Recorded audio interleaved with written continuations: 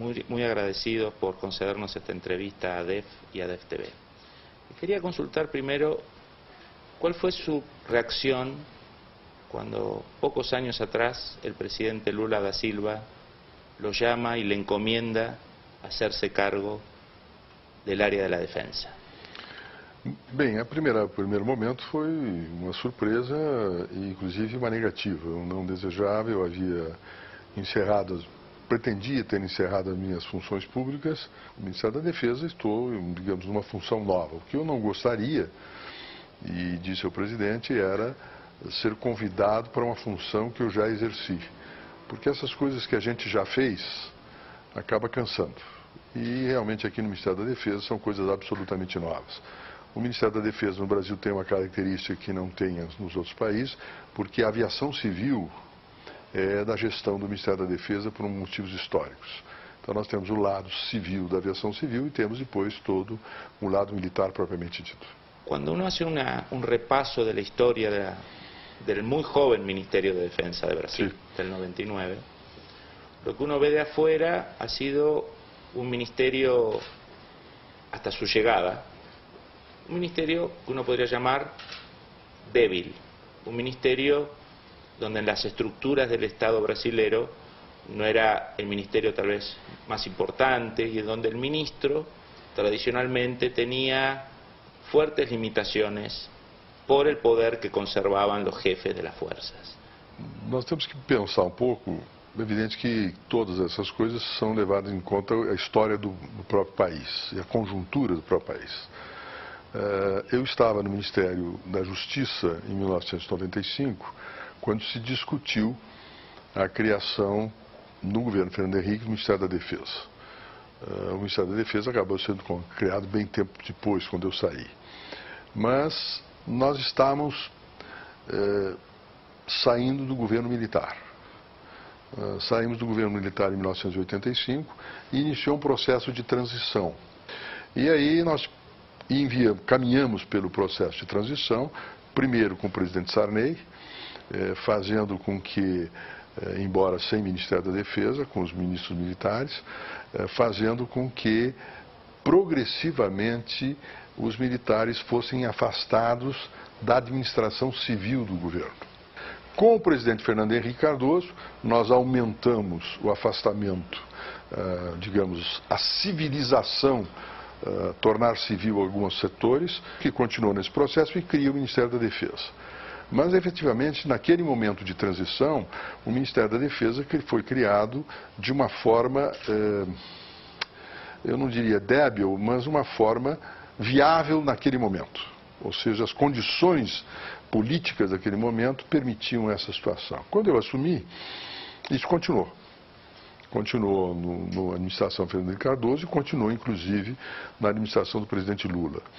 Já na administração do presidente Lula, o primeiro-ministro da Defesa do presidente Lula, o embaixador Viegas, começou a estabelecer uma espécie de cultura. Qual era o problema básico que existia? É de que todos os civis brasileiros e políticos brasileiros viam a questão da defesa como algo exclusivamente militar. Ou, no imaginário desses civis brasileiros, vinculava-se defesa com repressão política, com perseguição, etc, etc. E não queriam tratar de defesa. Logo, os militares continuaram a tratando de assuntos exclusivos de defesa. E quando eu assumi, eu disse ao presidente Lula que havia a questão aérea, mas que a questão aérea a gente resolvia logo, era uma questão de organização. Mas que eu queria também dele a possibilidade da consolidação do Ministério da Defesa. E a consolidação do Ministério da Defesa passava pelo seu fortalecimento, com a criação de um Estado-Maior conjunto das Forças Armadas e uma mudança substancial, de forma tal que possam os militares, os civis, formularem as hipóteses de empregos militares e, cabendo aos militares exclusivamente examinar as possibilidades estratégicas das decisões civis. Ou seja, tirariam dos militares aquilo que não era deles. Porque o governo democrático é que tinha que definir qual é o uso e qual é a destinação de suas forças. E com isto nós então começamos um processo de fortalecimento. A agenda da defesa é uma agenda do governo civil, não é uma agenda exclusiva do governo militar. O governo militar executa as decisões políticas e as opções políticas determinadas pelo governo civil democrático. Señor ministro, cuando uno mira este periodo desde el inicio de la democracia, con el presidente Neves, Sarney, hasta hace pocos años, pongamos 2004, 2005, lo que uno nota es un pacto implícito, no explícito, entre el Poder Civil y las Fuerzas Armadas. El pacto sería, las Fuerzas Armadas tenían gran margen de autonomía, Sí. y el Estado y el Poder Civil gastaba poca plata en ellas. ¿Usted cree que ese pacto era así? No un pacto, era un pacto formal, ¿no? Sí, Una lógica, algo que se pasaba. marcada también por crisis económicas, cosas muy graves que sucedieron en muchos de nuestros países con la crisis de la deuda.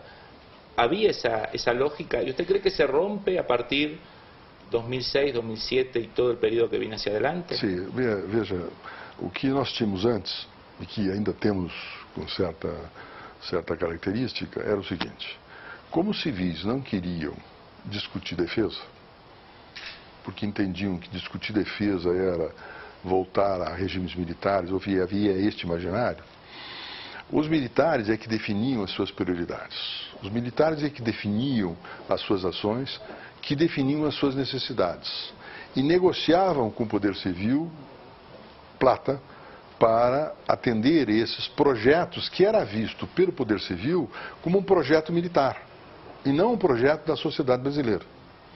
E que nós tínhamos que inverter isto para fazer com que esses projetos fossem projetos que se voltassem para uma agenda nacional. E só poderia ser feito isto de uma forma: através da demonstração de que aqueles projetos que dizem respeito aos equipamentos das forças se vinculam ao desenvolvimento nacional.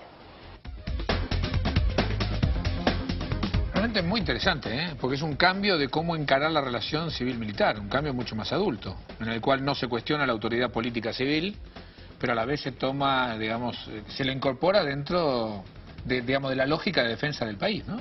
Y además algo mucho más profundo que tal vez sea una enseñanza para la Argentina, ¿no? En términos generales, darse cuenta que el componente defensa siempre es importante, y en el sistema internacional que vemos y que podemos llegar a proyectar va a ser más importante.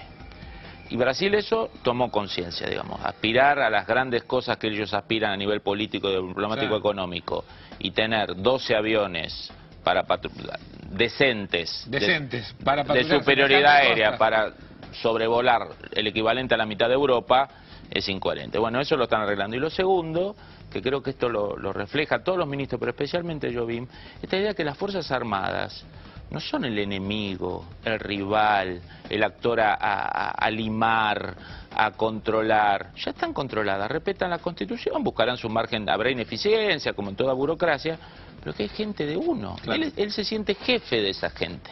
Digo que es alguna experiencia que tendría muy bueno en la Argentina, ¿no? Que los ministros, que las autoridades sientan que son sus hombres. Claro. Digamos, no es un objeto extraño que yo miro con mirada torva. Son mis subordinados y yo los tengo que retar, pero también los tengo que premiar y tengo que confiar en ellos para que ellos confíen en mí. Toda una enseñanza para la política argentina.